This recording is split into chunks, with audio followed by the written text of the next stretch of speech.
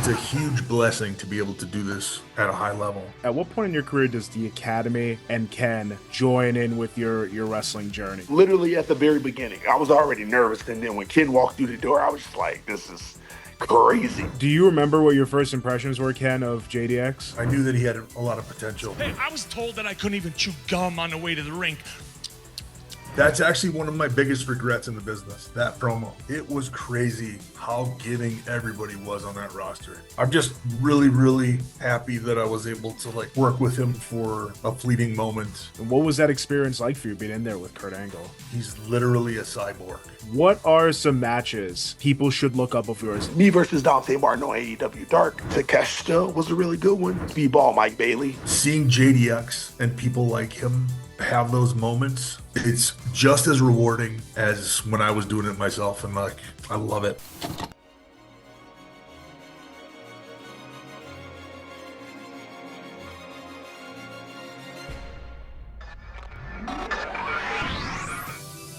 Rewind, recap, relive. Whoa! That's what the world is watching. My first guest in making his name known for about 8 years now, and is actually a graduate of our Other Guest Academy, which we'll get into very soon. He's the real McCoy. Please welcome JDX. What's good, everybody? What's up? Yes, there it is.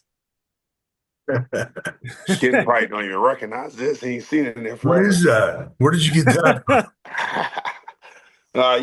One of the best schools in the land, championship. How long have you had that thing now? 5 years?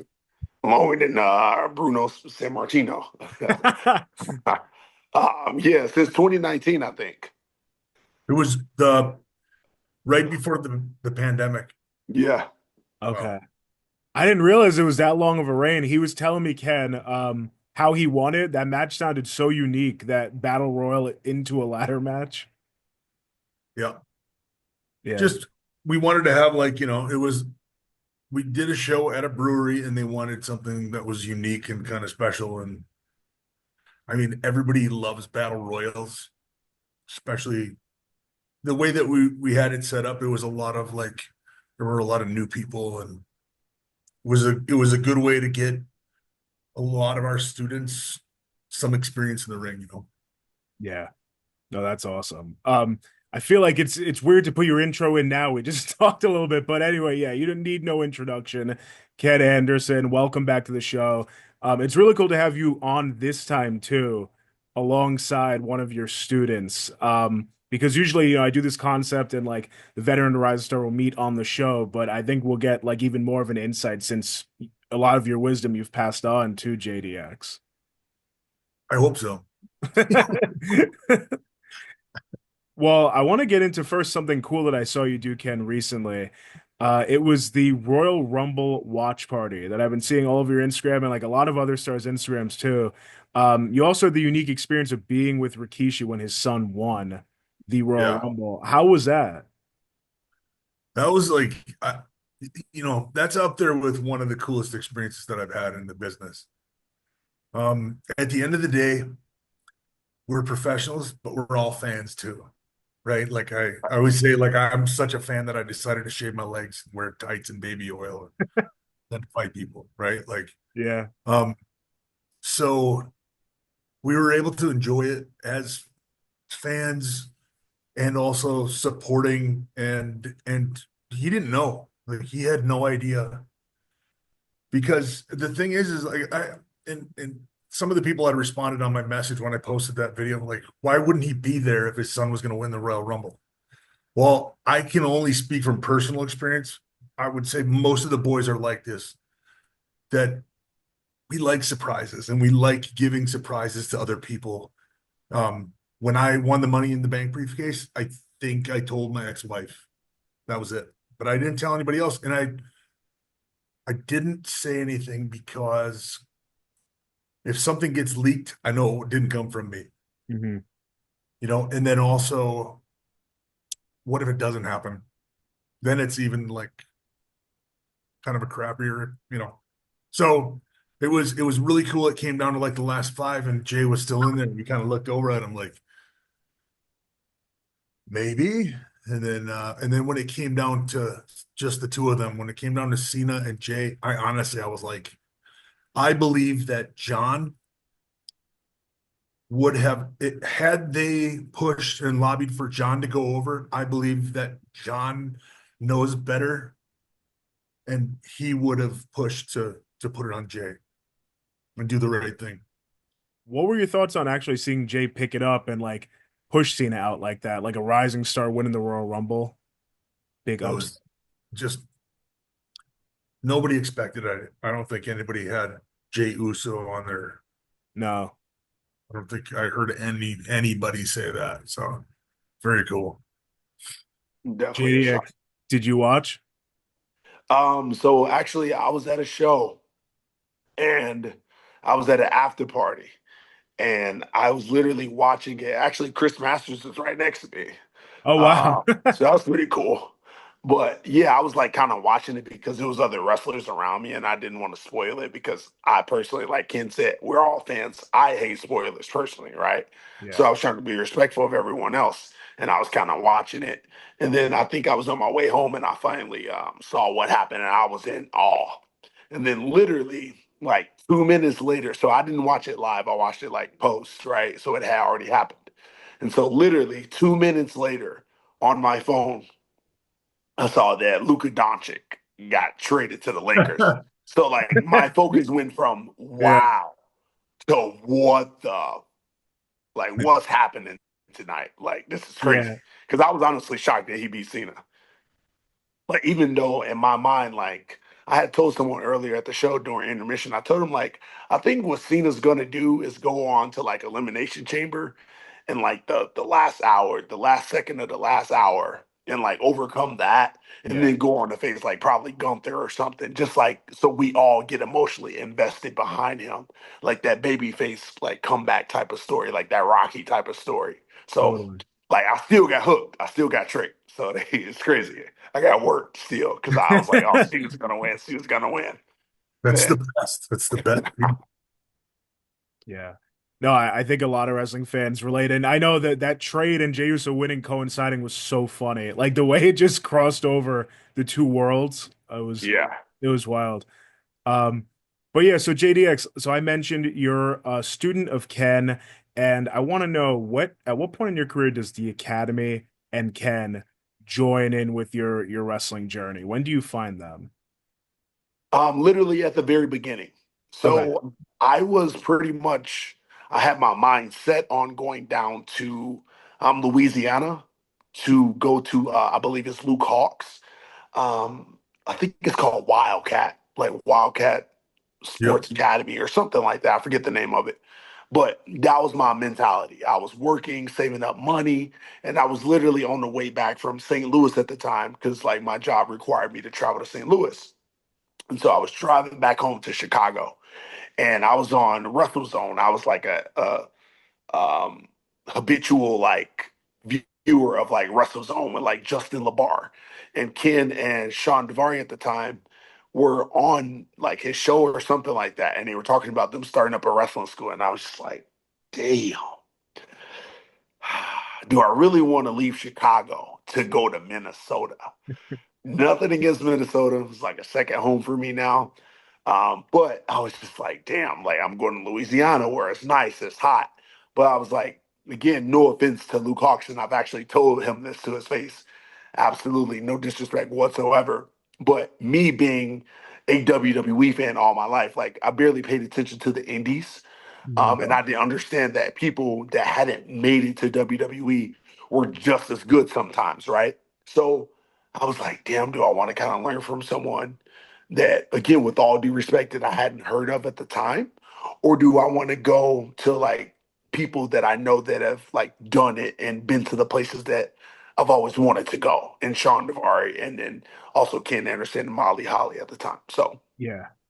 the very beginning to answer that question directly. Wow. No, I mean it's great trainers to run into right away too. What were your first impressions then walking through the door, going to Minnesota, leaving everything Ah. behind in Chicago? How was that? Um, so I went up at the time with my then girlfriend. We went to go apartment hunting. And so it was like May 30th or something like that. And class was starting, I think, when did class first start for you guys, Ken? Like in June or July, or what was the first class for you guys?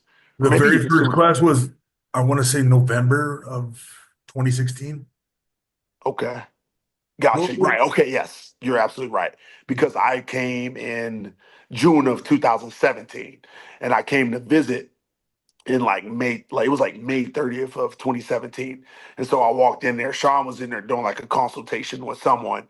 And I was like super nervous. I was just like looking at the ring. I'm just like, oh. And the first thing I did was like the Marcus thing ever. I was like, big fan, by the way. I was just like, ah, it's so lame. Why did you say that? So you that said was that to that. Damari? Yeah. What did he say to you? He was just like, oh, thanks. Like, Sean, like he Yeah, wasn't like, oh yeah, man, thank you. Like he was just like, oh, thanks. Like, da da da da. shut And up. then I moved there in the end of June, I think it was, or something like that. Like it was like a week before class 3 started because I was a part of the third class. I think we called it class Charlie, class C. Yeah. And so I remember like Sean started the class off and then Ken came through the door. And then, like, I was already nervous. And then when Ken walked through the door, I was just like, ah, shit, like, this is crazy. And they were kind of asking our goals. And then, like, me being super, like, ambitious and overzealous, they were asking, like, oh, what's your goal? And I remember, like, in front of everybody, I was like, this isn't a hobby to me. Like, I'm ready to do this, like, full time. And then, like, Sean was like, oh, like WrestleMania. And I was like, yeah, like WrestleMania. And I was just like, damn, like, but that's what that was that was my mindset. So Yeah. that's how I kind of attacked it. I knew that's what I wanted to do. So No, for sure. it was surreal. Yeah, that ambition, like right off the start. I didn't realize that the academy had other trainers. Like at first, is Davari still there and Molly Holly? No, no, Oh, it's just me. okay. Yeah. Cool. Do you remember what your first impressions were, Ken, of JDX when he walked through? Like super respectful, very good athlete. I knew that he had a lot of potential. Um, I, I I will say that I try not to pre-qualify anybody. Like Mhm. you look at somebody, we do it. It's a human thing, right? Like you judge people, but it's happened time and time again where like somebody will come through that's like a super athlete, and I'll in the back of my head automatically go like they could do this, they could get somewhere, and then nothing. And then there's people that have two left feet, three left feet sometimes that come through the doors. And like all of a sudden, like 6 months in, they turn a corner. Like Justin, you've seen it, right? Like, Absolutely. you know, John, but I think he was trying to say that was me. I had two left feet. I worked no, it out softly. I don't think so. I mean, there were definitely like this is way harder than people think it is. For sure. It's most people that come through our doors are wrestling fans. They've been wrestling fans their whole lives, and they see people running the ropes. Like you don't even think about it when you see somebody get shot off the ropes. And like I've never had anybody come through our doors and jump in the ring and run the ropes well the first time. It always looks like it it looks like like Bambi slipping on ice for the Yeah. first time, taking her first steps. What are some of those things that like people watching, like fans, might not know, other than running the ropes, that are hard to pick up, when you're getting into something like professional wrestling? I think I I always think of wrestling moves as like a golf swing. I don't know if are you a golfer at all? I'm not a golfer. I know a little bit about it though. Justin, are you a golfer? No, Really? Okay, just top golf. I'm a terrible golfer. I've been Okay, so I've been so we're all trying in to good improve. company here then. Yeah, yeah, yeah. But there's so many different things that you have to think of while you're hitting that ball. You have to like keep your weight on your inside of your left foot and keep your left arm straight and swing your hips and keep your head down. And if any one of those things misses or doesn't happen, the the you end up shanking it or topping it or whatever. So it's like we have so many different things. A headlock takeover has like 10 different components that you have to think about simultaneously. And then the other thing is like you also have to think about the mechanics of the movements themselves and also the crowd. You have to be listening for the crowd. And then you have to be thinking about the story that we're trying to tell. There's so many different moving parts. So, Absolutely. yeah. Well, something cool you said last time, Ken, was that the reason you created the academy was to help the guys early on avoid taking the missteps that you took early on in your career. And I'm sure it'll vary from, student to student, but what would you say are some of like the core traits that you'd love to see someone walk away with after they train with you at the academy? Um, just like solid fundamentals, um, like psychology, thinking about not just doing a move because it looks cool, but you know, everything is about storytelling. Mm. And I feel like we can go out there and do Cirque du Soleil and we can choreograph a bunch of stuff and it'll look cool, but like to get the crowd genuinely wanting more and cheering when you want them to cheer and booing when you want them to boo. It's like that is the drug. And I hope that we're able to instill that in our students that that is important. Yeah. Oh, JDX, what do you think about that? Do you think that was instilled upon you, that importance? Yeah, absolutely. I've definitely been told that I wrestle like Ken at times, so Oh, that's it's cool. definitely a compliment. Absolutely. But yeah. Definitely the dips, like thinking about like comebacks and going into different spots and stuff like that. I would say Ken definitely instilled that type of stuff. Um, yeah, just like not doing stuff so vanilla all the time. You know what I mean? Giving people like those little, and what I mean by dips is like if I go for a suplex, right? Let's say my finish is a brainbuster. And like, let's say I just blew a comeback, right? I just did the John Cena comeback, a freaking like shoulder tackle, a duck a clothesline, spin out power bomb. You can't see me, boom, right? Yeah. And then I G up, I get the crowd going, JDX, whatever the case, and I go for like a brainbuster. Ken kind of taught what I kind of picked up from Ken was like, oh, don't give it to them right away. Make them forget about it a little bit, right? Like that storytelling aspect, that psychology of like going for the brainbuster. Maybe have them slip out of it. Maybe have them float over the back. Mhm. Maybe have them pick you up for the suplex instead. Come back to it. Now hit the brainbuster, or maybe have them hit you with a move. Just like the element of making people go on this roller coaster ride. Like slowing it down and letting it breathe and stuff. Yeah. Absolutely. Ken, when do you think you got that storytelling aspect in your career? Was it when you joined the main roster WWE, or was it before that, maybe in OVW? No, I think it was well before that. I did indies for like 6 years before I got signed to OVW. And I I think 6 months or maybe 9 months into my career, I became friends with Sean Devari. And we realized really quickly that we had similar like WWE or bust mentality. And so we spent, any waking moment that we had, we drove together, we would get booked together, we would talk to each other, we lived together, like, and we were constantly trying to figure out that formula and storytelling. So that was it was something, but I think you got to be in this business for like at least 5 or 6 years before you get really polished and really good. For sure.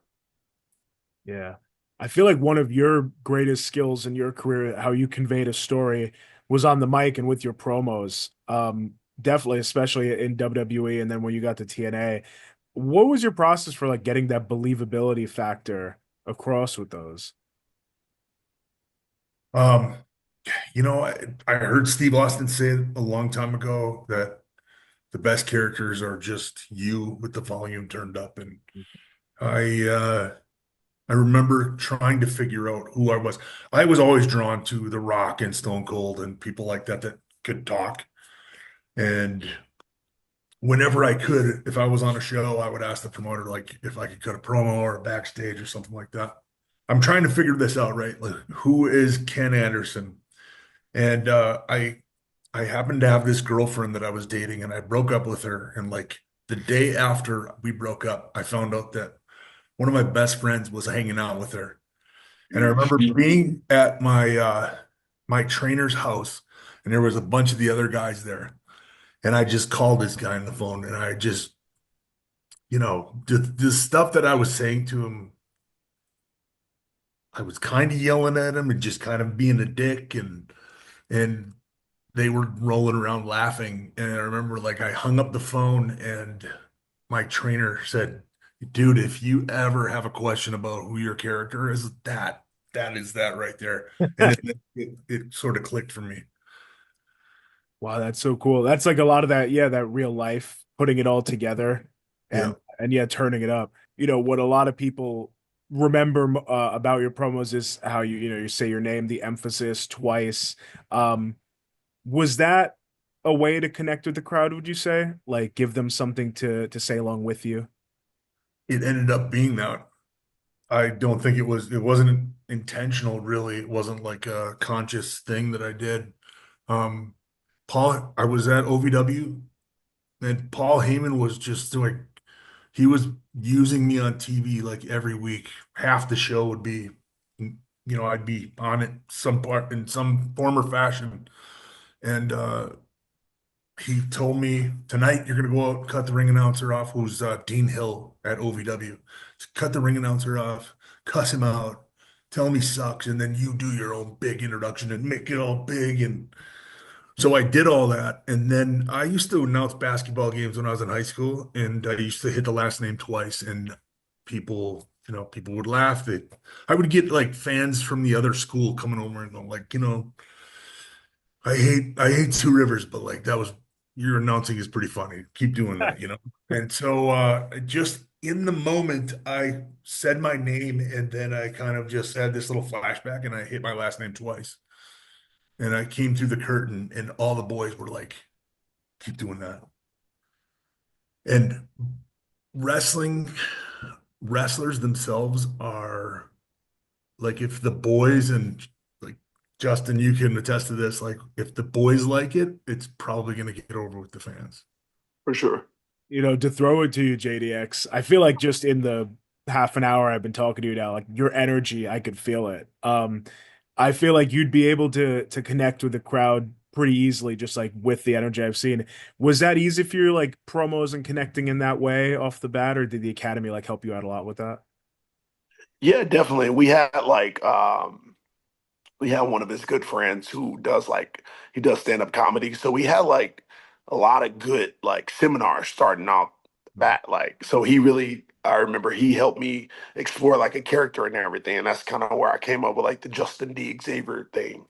So I remember, yeah, as early as like high school though, I would always like type up promos and stuff that I was like, oh, I'm gonna say this when I become a wrestler, and I would like shoot them and like perform them in front of my friends and stuff. So that like kind of helped me like overcome anxiety as far as like being able to speak in front of people and stuff. So just going to the academy like turned that up.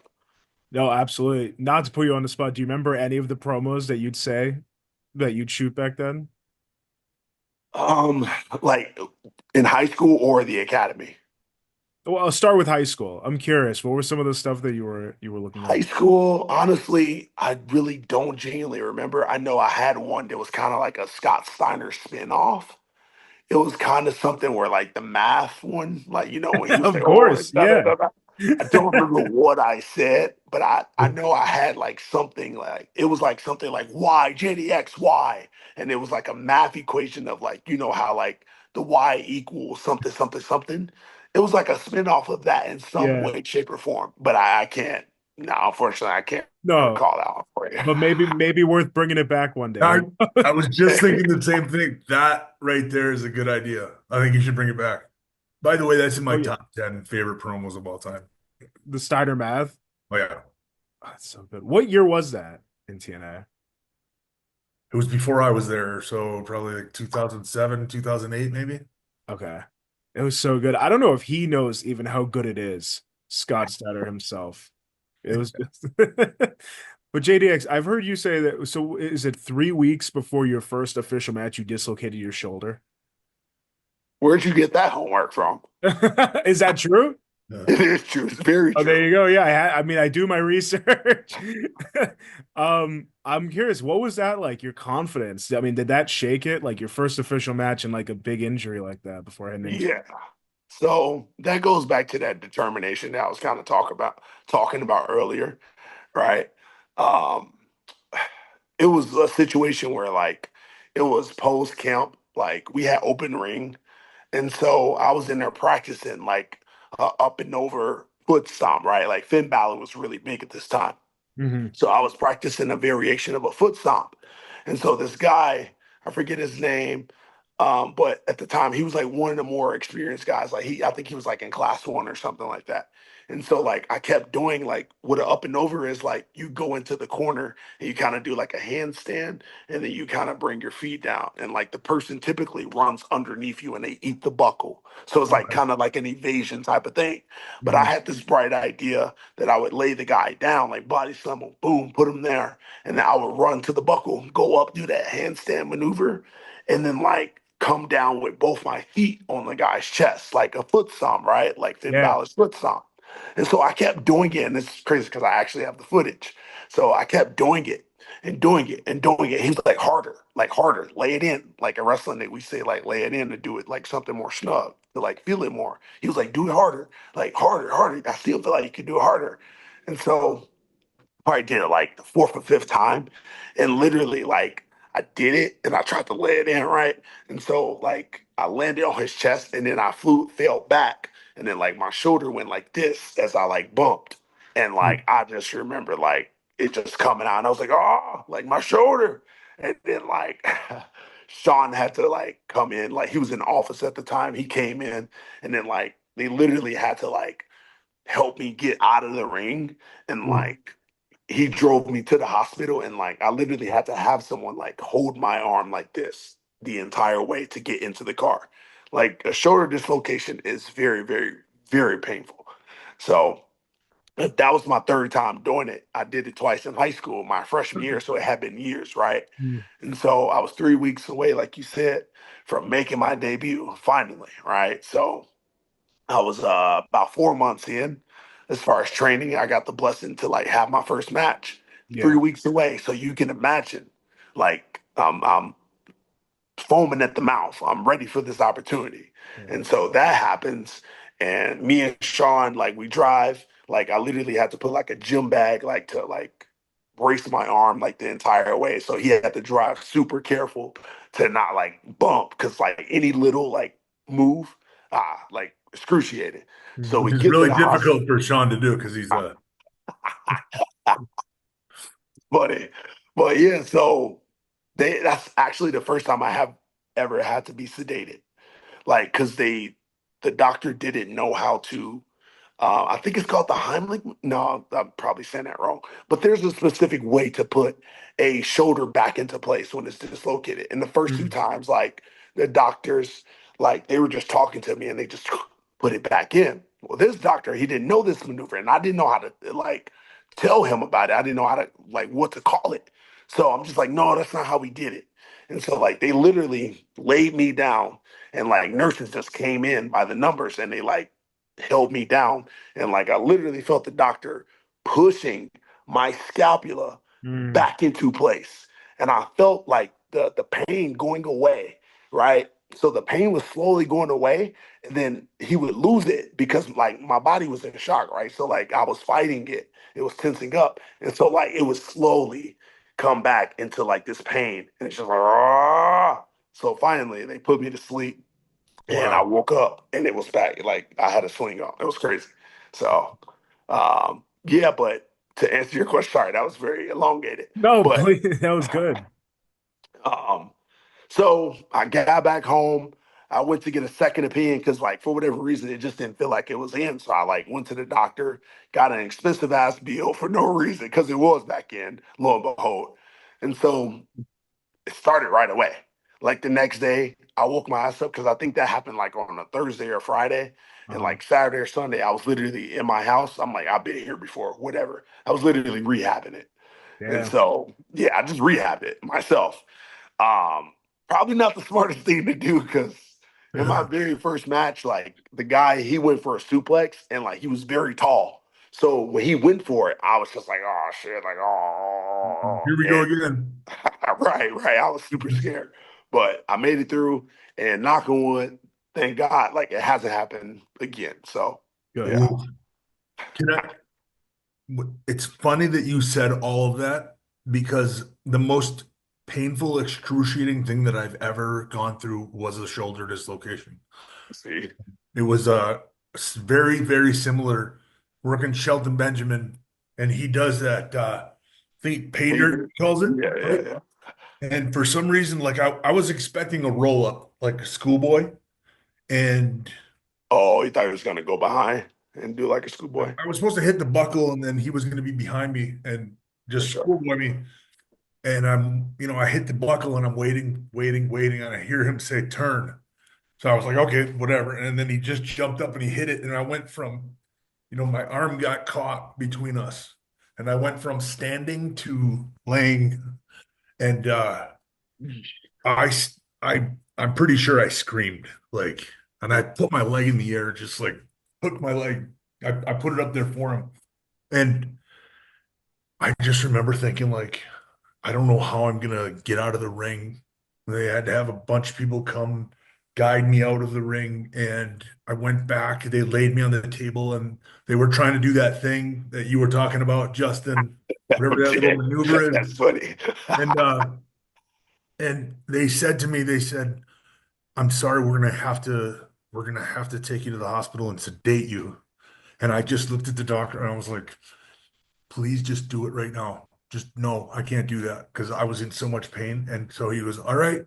And somebody grabbed the hold of my head, somebody grabbed my feet, and he just key locked my shoulder and just started popping. I was like, ah, God. ah, ah. And it went from like pain on a scale of 1 to 10, like a 30 to 0, just like that. And I started laughing. As soon as it popped, I just started laughing because it was such a crazy release. But yeah, That's that's insane. That's crazy. Both shoulder dislocations too. But crazy. Ken, you just that's brave. That is. I've never had a broken bones, never a dislocation, luckily. I And I don't I can't don't feel imagine. like it was brave. It was like I had to do that. There was no Yeah, freaking yeah. way that I was going to be able to like. Last with that pain into the Yeah, hospital. yeah. Yeah. Yeah, it's man, 2 ambulance rides with that. Two Every of time them? I had to go to the hospital, yeah, like because it happened Oh, right, right. In high school, football, right? Yeah. yeah, freshman year in football, and then it happened again in wrestling. Okay. So, No, yeah, that's insane. Um, a few months well, away. so Ken, when you moved up from the OVW roster in WWE, last time we spoke a lot about how Undertaker, how much you learned from that feud and like what he was offering you. Were there any other people during that time that were giving you a lot of advice that you were learning from? There was like it was crazy how giving everybody was on that roster. I'm talking like everybody, Rey Mysterio, Booker, um, Chris Benoit at the time, Eddie Guerrero, like uh, JBL.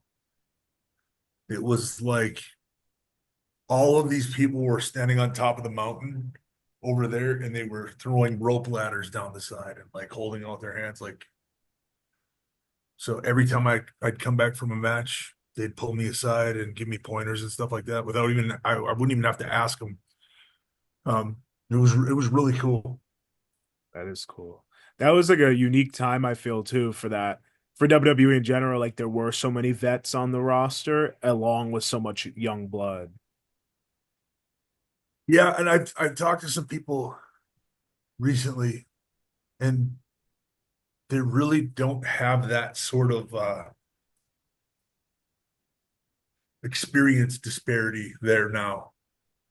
It's like everybody's sort of green. I mean, not like, you know, Mhm. not brand new, but there aren't any 20-year vets on the roster. I don't know how you could repeat something like that because it probably takes so much time to build up like what that was during that era. Um, Someone that you just brought up, Eddie Guerrero, you have the unfortunate honor of being his last match.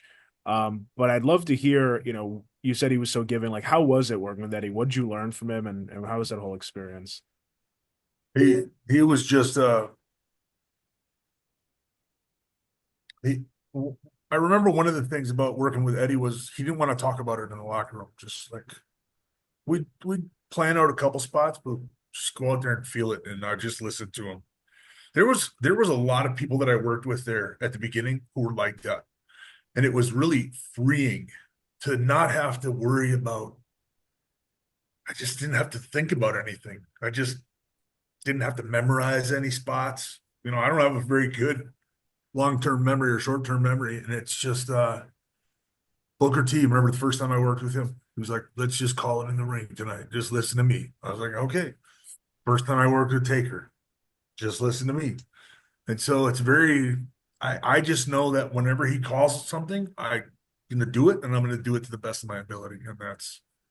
And you guys know, I mean, the matches that you guys had were very cool. So JDX, I know Ken did not grow up a wrestling fan, but you did. And I feel like I heard you say that you enjoyed the Ruthless Aggression era a lot. Was Eddie someone that caught your attention? This guy, this homework, I love it. Um, no, that's awesome, Jonah. But yeah, Eddie was a huge inspiration of mine. And funny story, Ken, I don't know if you remember this, but like I think I told you before that me seeing you have Eddie's last match, I was like, I was literally about to turn 10 years old. And like he beat you by disqualification, like with the chair spot or whatever the case, like the ref caught you with it.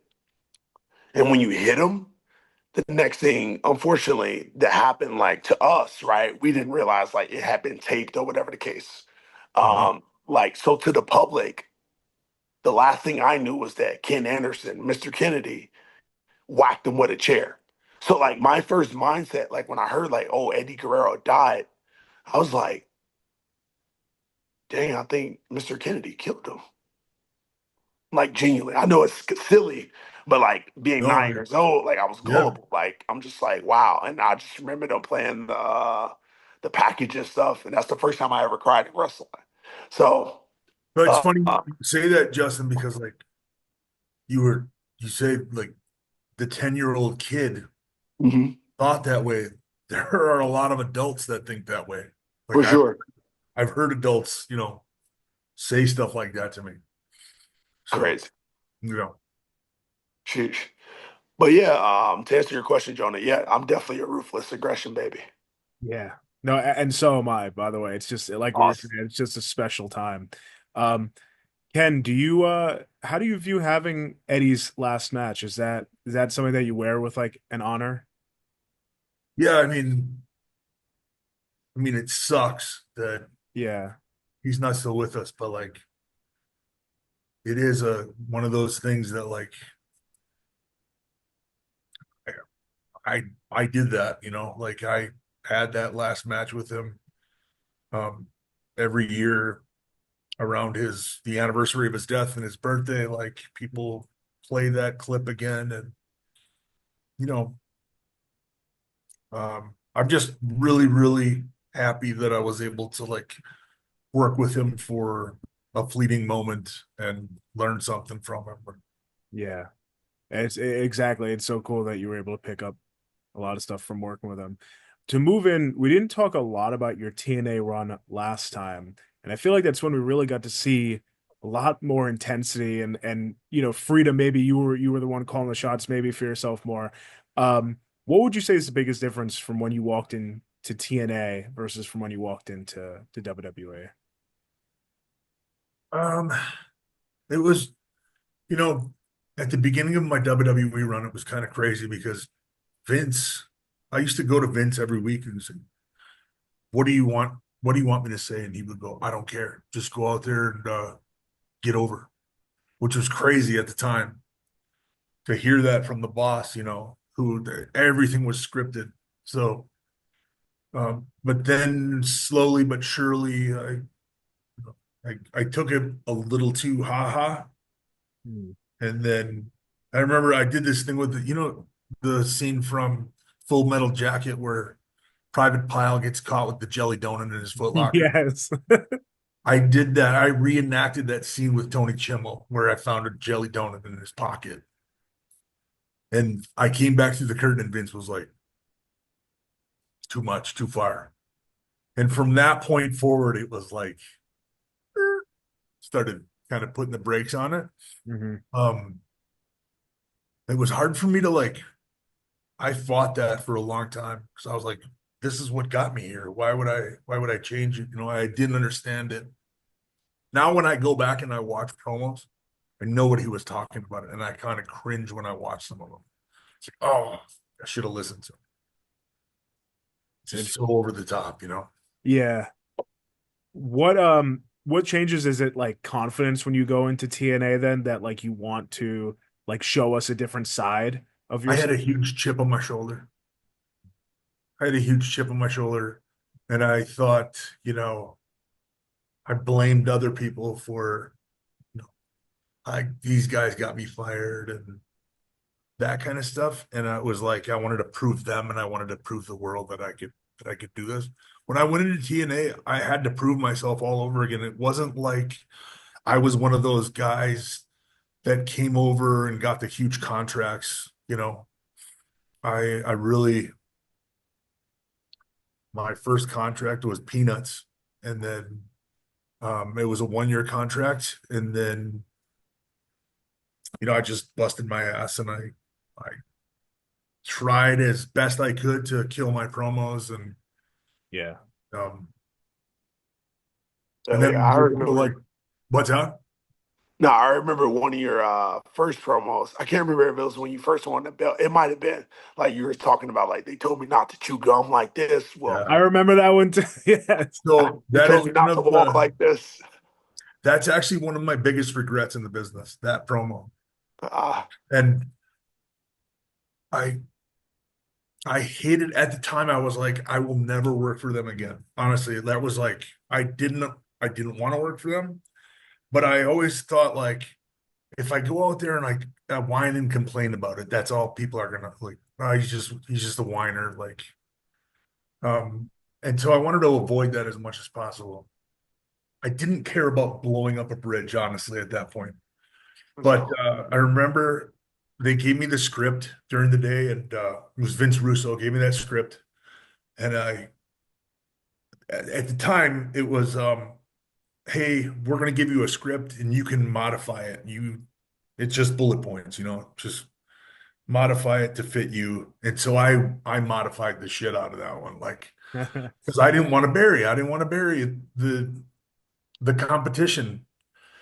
And I went out there and I kind of softened it up. And I remember coming through the curtain and bro, that's not what I need, bro. And he pulled me aside and he like riled me up kind of, and he was like, I need you to go out there and like, listen, this is what happened to you. This happened and this happened.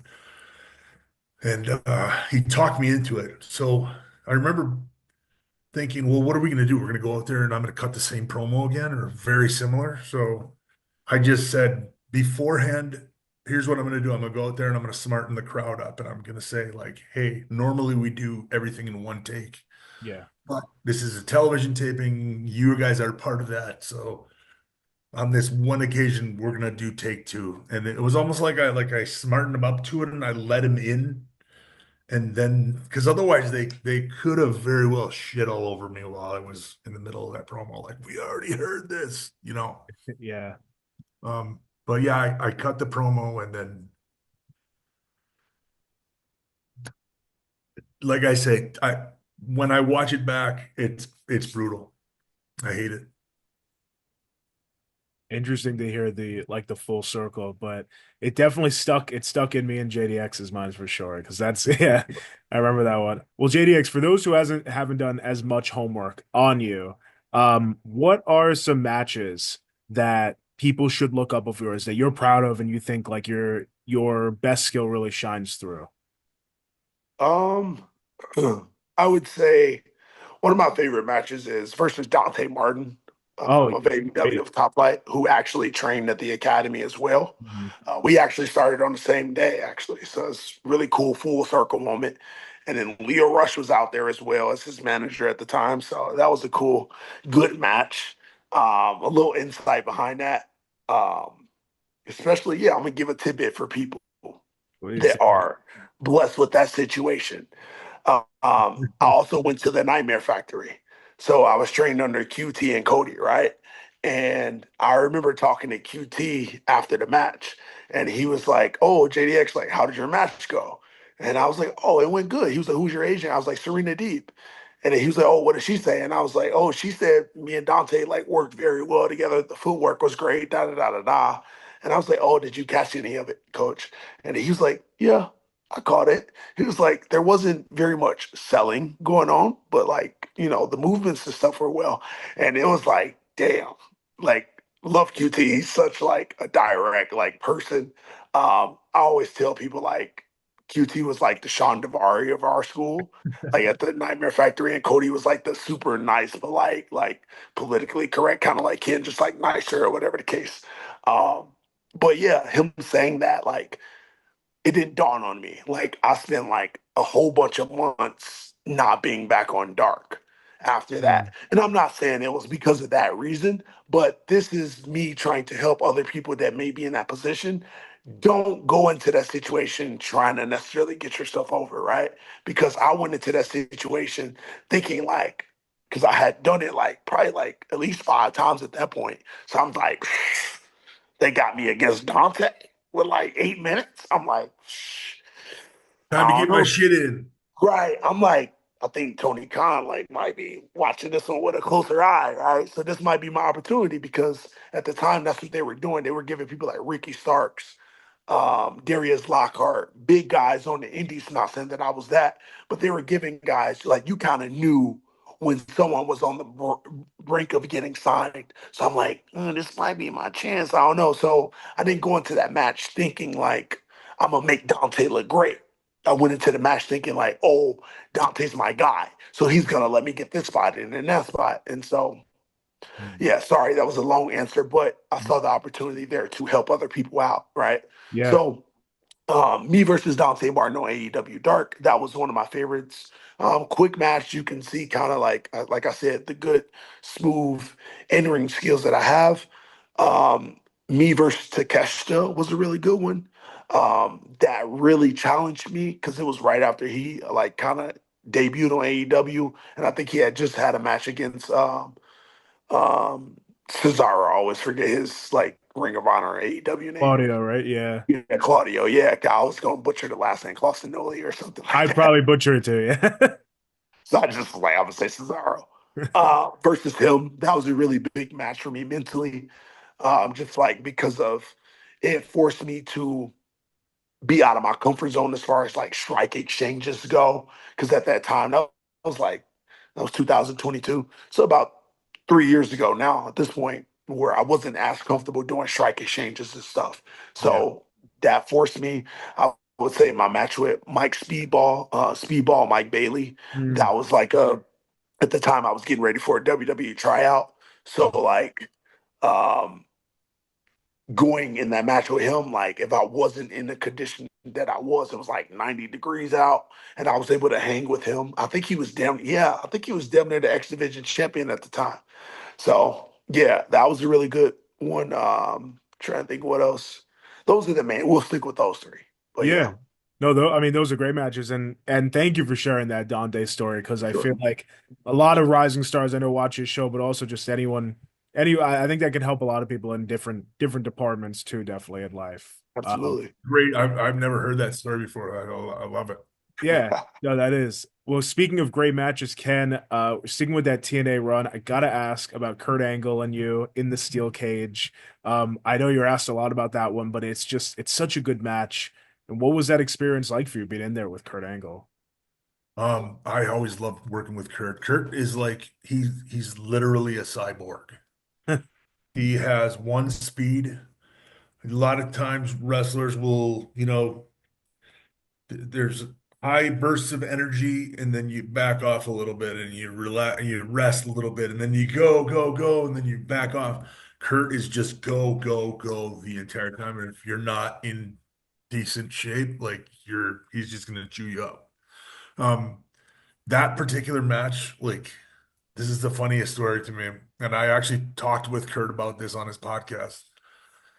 So Kurt, I I didn't know this when I first met him, but it turns out that Kurt is a guy that likes to he plans out matches like weeks and months in advance if he can. So like 3, 4 weeks in advance, he came up to me. He was like, "Hey, we got 20, 22 minutes or 23 minutes. They're gonna give us a ton of time."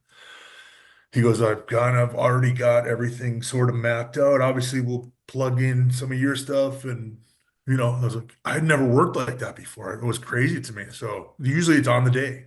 You show up. What are we doing? How much time do we have? And then you plan it out and then you go out and execute it.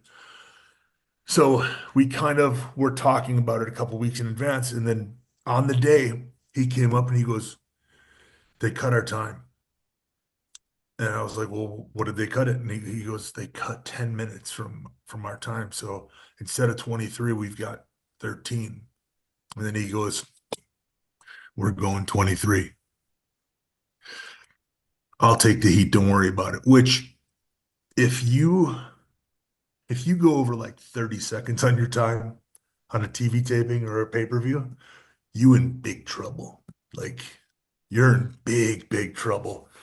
So to hear him say, like, we're gonna go 10 minutes over and there ain't anything anybody's gonna do about it, I was like, okay, you're Kurt, man. Like, Yes. I listen to you.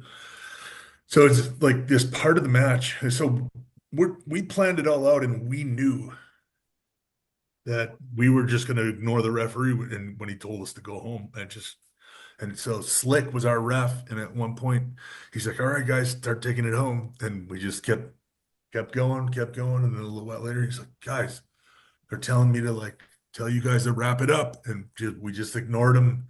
And then can I swear on here? Is it okay? Yeah. Yeah. And You can tell I was trained by him. Yeah, right. and he said it a couple times and then finally he goes, guys, they're like yelling at me, they're screaming in my ear, go home. And he goes, Kurt looks at me and goes, tell him to fuck off. And which was funny because like he couldn't tell them to fuck off because he didn't have a two-way. Right. There's no. So you just see Slick look up at the hard cam and go like, and then just Wow. we kept going. And then one more thing in there was Kurt decided that he was going to hit the moonsault or that he was going to do the moonsault. He wanted me to roll, and I was like, I'll just take it. And so we went through that, and then we knew that because D'Lo was our producer, we knew that the office would not be okay with him doing that high risk maneuver with the condition that he is. He was getting up there, and they didn't want him to like kill himself anymore. So, but he just like, I feel it in this match. We need it. So I remember going through it, planning it out. We told D'Lo that, he was going to he was going to go up there and then he was just going to hit the moonsault off the top rope. And so when he actually did it and he crawled all the way up to the top and we came back to the curtain and to Kurt's credit, he took all the heat. Like I never got an ounce of heat. And D'Lo looked at me and he goes, you knew that he was going to do that moonsault off the top, didn't you? And I was like, I didn't know that. No. And he just, the only bit of heat that I got, and it was like, it was the worst. AJ came up to me. AJ was working Ric Flair that night, and they ended up cutting his time by quite a bit. because we went over, and he was just like that disappointed. Like AJ doesn't really get mad. He doesn't swear ever. I think he allows himself like two curse words a year or something like that. For real. And he was just like, I'm disappointed, man. I'm disappointed. And that was the worst. That sounds like a father type thing. Like Was just a he's such disappointment. a he's such a great human being too. Like you don't want to disappoint him. So. Yeah. Oh my God. What is going through your mind as Curtis coming down for that moonsault? Because obviously you did know it was happening. Like you're looking up at him coming. I mean, it's crazy. I trust him like implicitly, you know. Hmm. He's he's so good that it's like you don't even have to like brace yourself too much for it. I just knew that he was going to take care of me, and he thinks he landed right on my face, but he barely touched me. If anything, he gave me like a gentle kiss on my forehead. Crazy. Is insane. Well, I want to start to wind it down. JDX, it's been awesome hearing your journey so far, especially on with one of your coaches. What can we expect for you future goals, long term or short term? What's on your agenda? Future goals. Right now, I just got into online fitness training. So I'm helping people get into better shape. You can find me on Instagram at trained by underscore JD.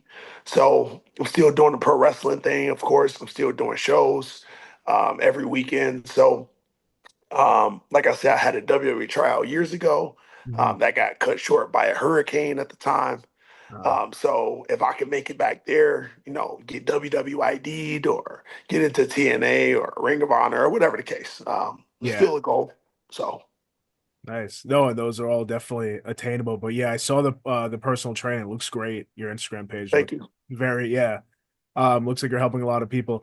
Ken, I want to throw it to you. What are your plans for growing the academy? What are some goals on your radar?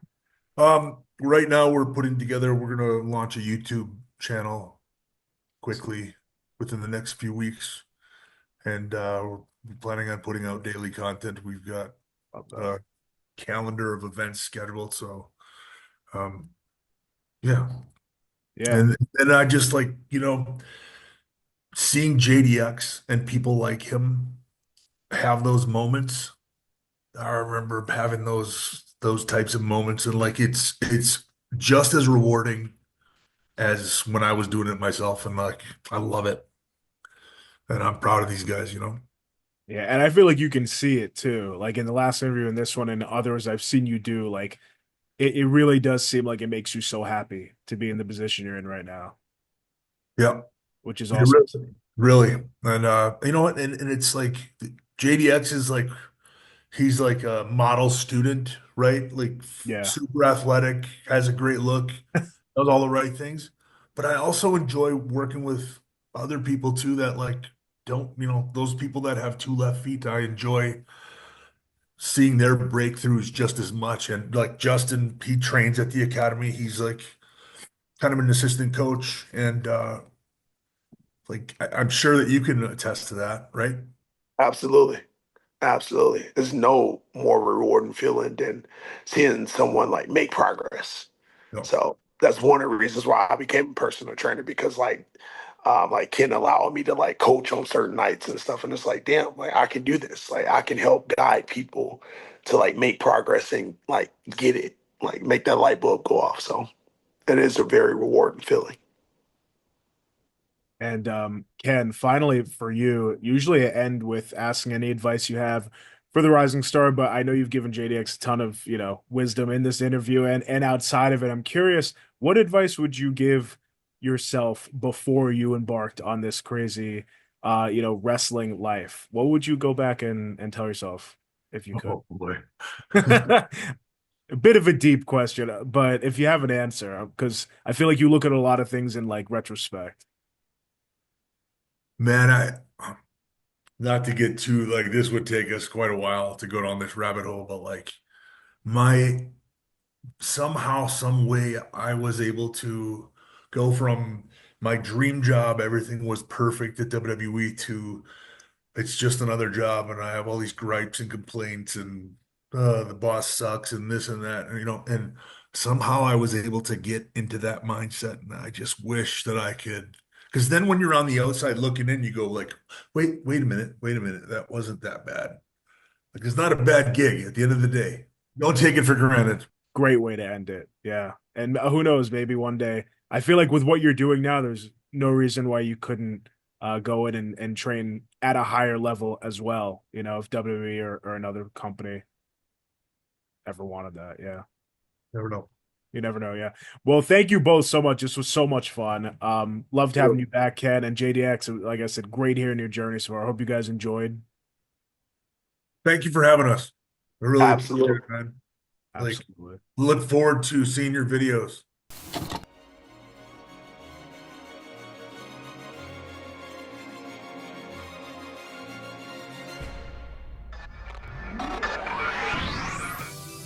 Rewind, recap, relive.